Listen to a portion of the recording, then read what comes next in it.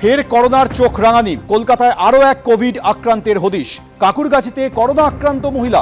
চলতি মাসে আলিপুরের হাসপাতালে ভর্তি হন কোভিড আক্রান্ত আরেক মহিলা। এক সপ্তাহ আইসোলেশনে রেখে সেই করোনা আক্রান্তকে ছেড়ে দেওয়া হয়। মগরাহাটেও দুই কোভিড আক্রান্তের হদিশ মিলেছে। তরুণী ও এক কিশোরের শরীরে করোনা সংক্রমণ ধরা পড়েছে। শ্বাসকষ্টের সমস্যা নিয়ে ডায়মন্ড হারবার হাসপাতালে এসেছিলেন দুজনের নমুনা পরীক্ষায় কোভিড ধরা পড়ে। দেশ জুড়ে বাড়ছে কোভিড সংক্রমণ, তবে উদ্বেগের কিছু নেই বলছেন চিকিৎসকরা। দেশ জুড়ে যখন করোনা আক্রান্তের সংখ্যা বাড়ছে, তখন পশ্চিমবঙ্গে করোনা আক্রান্তের খোঁজ বিভিন্ন প্রান্তে মিলছে। ইতিমধ্যে মগরাহাটে দুজন করোনা আক্রান্তের খোঁজ মিলেছে। এবার কলকাতাতে কাকুরগাছির কাছে একটি বেসরকারি হাসপাতাল, আমরা যেখানে দাঁড়িয়ে রয়েছি ঠিক তার পেছনেই একজন করোনা আক্রান্ত রোগিনীর খোঁজ মিলেছে।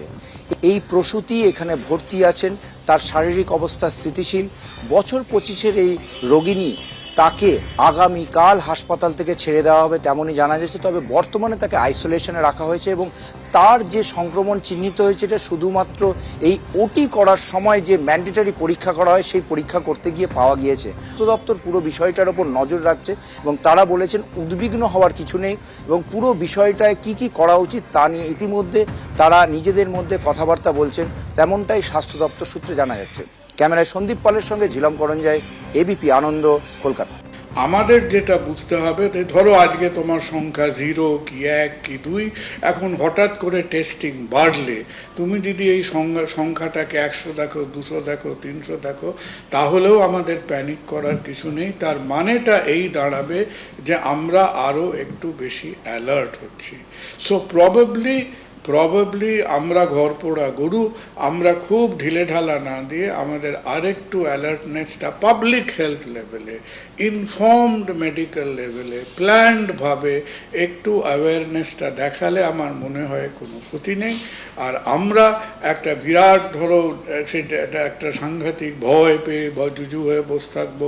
আমাদের জীবনযাত্রা, কাজকর্ম, চলাফেরা উইল কন্টিনিউ অ্যাজ নর্মাল। আবার যদি অন্যদিক দিয়ে দেখো, যদি কারো হয়, so this will be the natural booster dose of vaccination.